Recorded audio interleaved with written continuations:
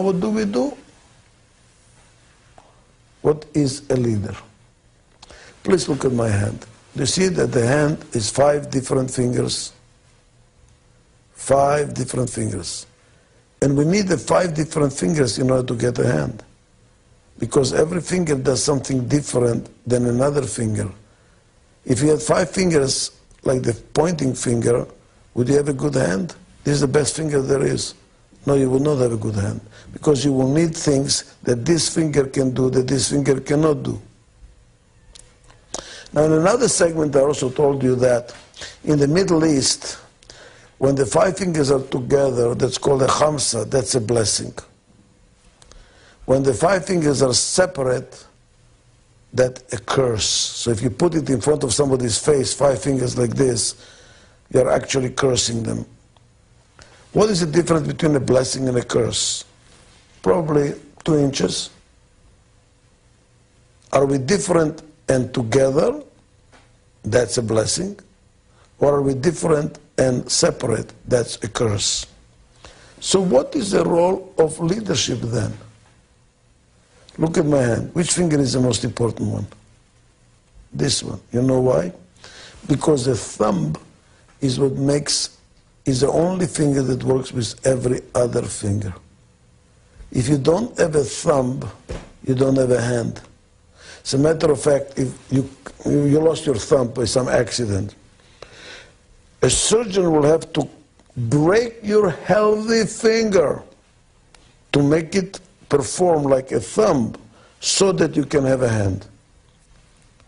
You know what the leadership is? Here is the title of my future book, or a chapter in my present book. Being a leader is being a thumb. Make us work together. Make our differences work as a hand.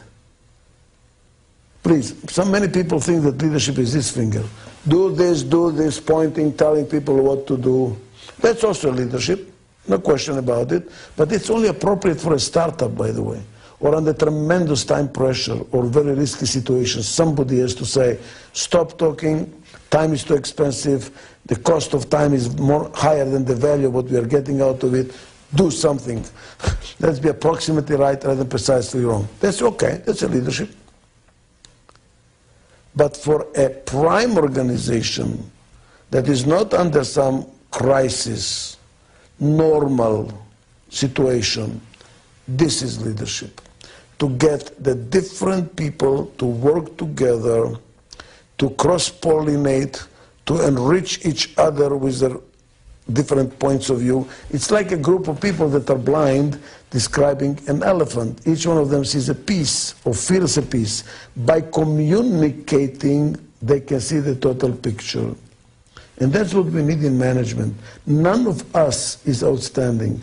None of us can do everything. What we really need is to work with each other, to complement each other. Then the totality is stronger than the parts. How does a leader do that? How does a leader do that? How do you make the differences work together? What I found out is what makes a difference between constructive and destructive conflict. Why some conflicts end up in a I can't stand you anymore syndrome. I can't work with you. It's very destructive. It robs us of energy. We cannot handle it anymore. And why, in another situation, a conflict is really growthful. You feel invigorated, energized, you learn something, you're appreciative of the difference. You appreciate what you learn. There is even a Zen expression that says, if all people think alike, none of them is thinking too hard. When you walk into a meeting and everybody says, I agree, I agree, I agree. Nobody's thinking too hard. When do you start thinking? When people disagree with you.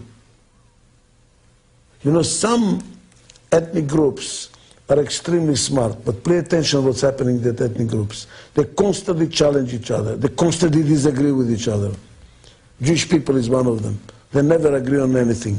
They will always try to find out a hole in your argument to disagree with you.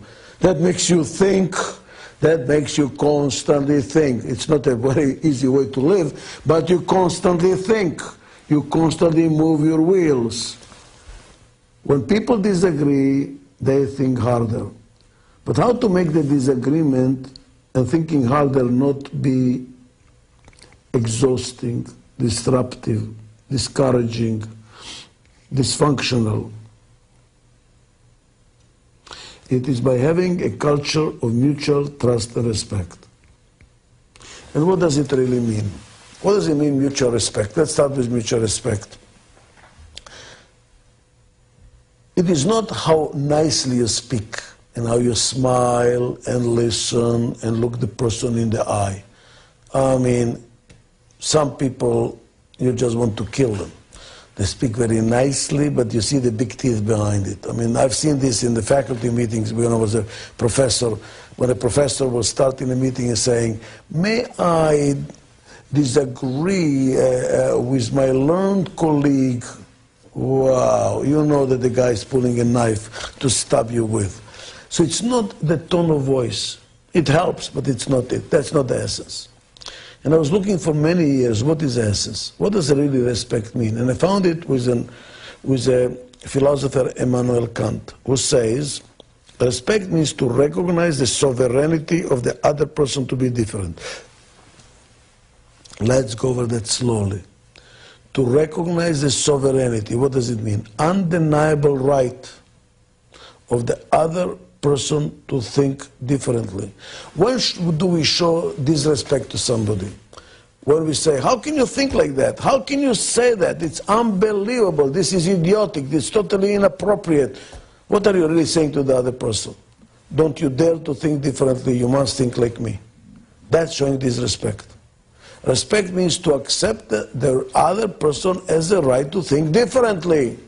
It doesn't mean you have to agree with them, but you give them space to think differently.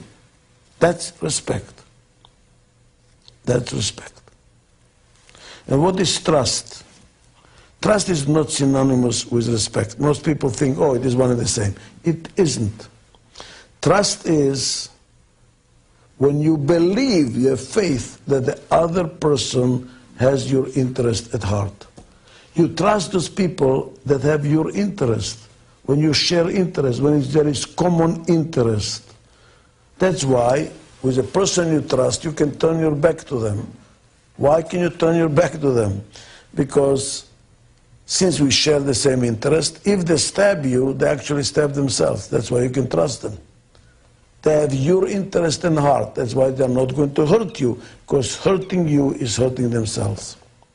I trust people that share my interests. I respect people I learn from. If two people think alike or identically, one of them is unnecessary. Talk to yourself. What do you need the other person for? So what is a leader? A leader has to make the different fingers work together, like a hand. A leader has to make differences work synergistically. So we kind of enrich each other with our differences. We learn from each other. How does he do that? That is the role that the leader has to perform. And how does he or she do it?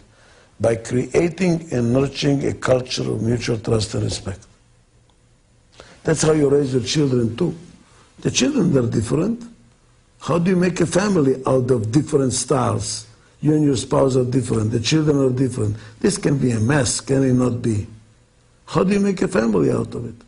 There must be mutual trust and respect. We must respect our differences, and we must share the common interest as a family. And the same thing is true for a company. And may I suggest to you the same thing is true for a country.